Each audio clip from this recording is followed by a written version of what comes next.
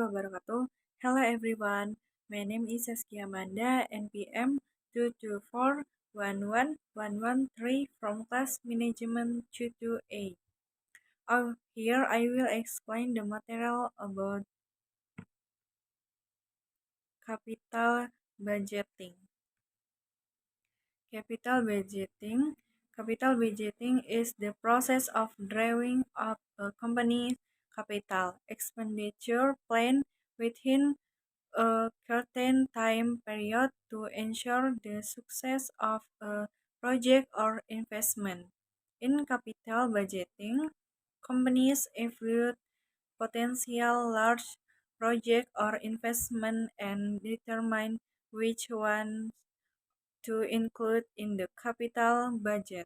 The purpose of capital budgeting is to make decisions about the long-term investment of a company's capital into operation. Capital appropriation is the process of planning and funds for investment in long-term assets in a company or organization. This includes the allocation of resources to projects or assets that are expected to provide long-term benefits, such as the purchase of new equipment, facility development, or investment in research and development projects. Capital appropriation is an important aspect of corporate financial management, as it relates to how a company allocates limited funds to potentially profitable investment in the future. The importance of capital provision in business. Capital is a legal requirement for a business to be established and is the basis for the running of the corporate household. Capital can be in the form of money, goods, other assets that can be used to generate profit in business. Here are several reasons why providing capital is very important in business. Business foundation. Capital, whether in the form of money or other things, is the for entrepreneurs to run their business. Capital is the basis for a company to develop, so make sure its presence is strong to support its performance in the future. Buying business needs. Capital is needed to buy materials to product. Apart from that, capital is also needed to rent a place or for other purpose. Paying employees. Capital is also needed to pay employee salaries, purchasing and maintaining inventory. Capital is required to purchase and maintain inventory such as equipment, machinery, and office supplies. Opening a new branch. Capital is required to open a new branch and expand the business. Capital type.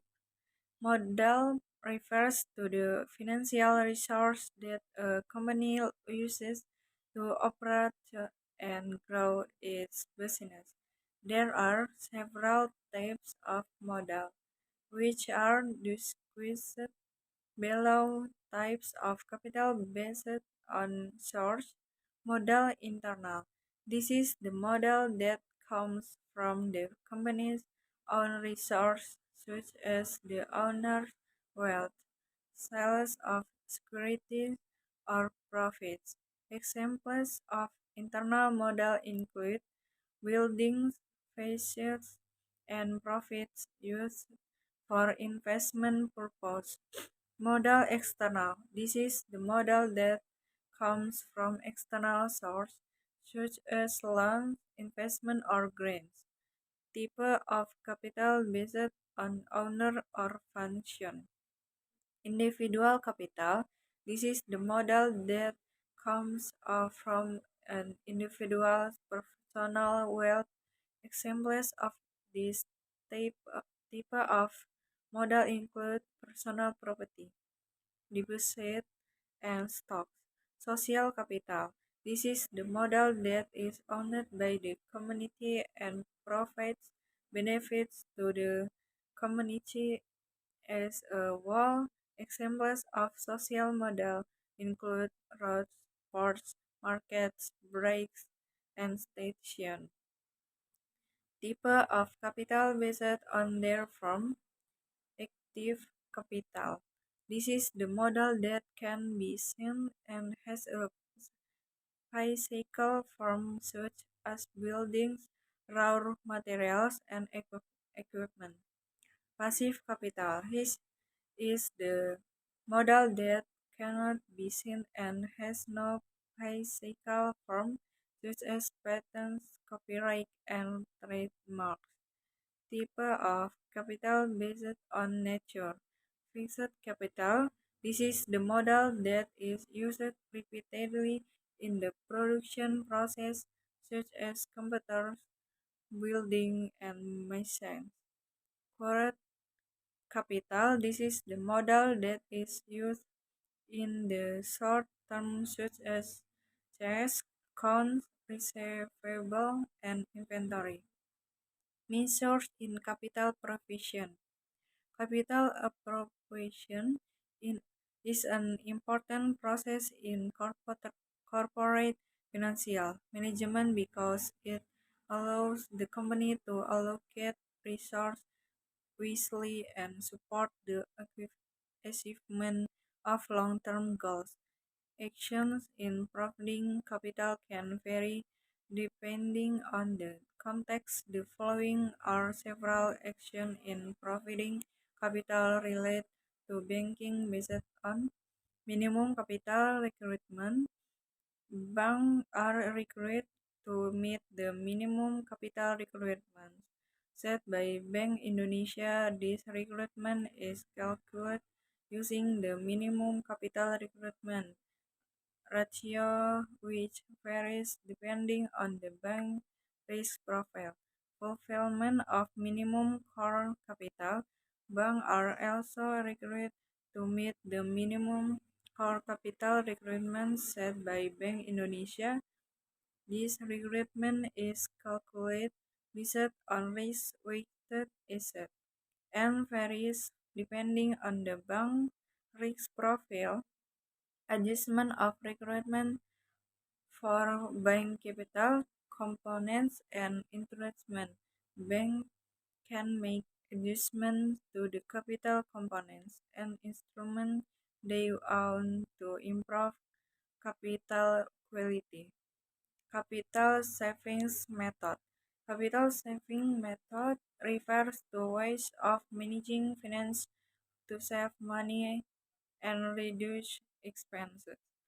Net present value is one of the most commonly used methods in capital assurance. It calculates the current value of all cash flow, income, and outflows expenses of a project by considering the discount factor.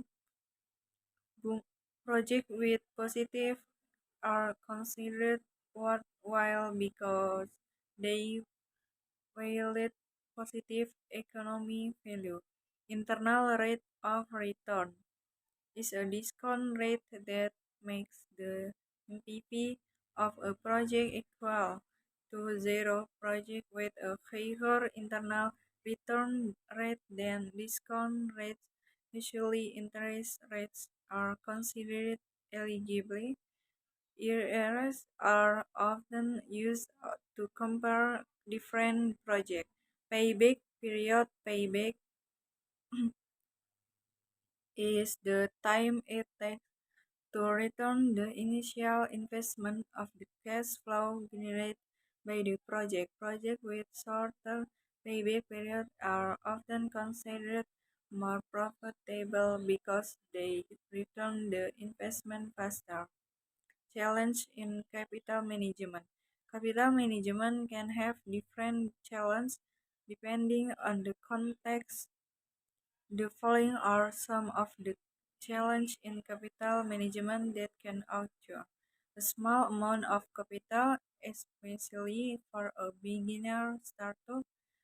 Technological development in the digital era are very massive and unstoppable, which must be anticipated by the world of capital markets today.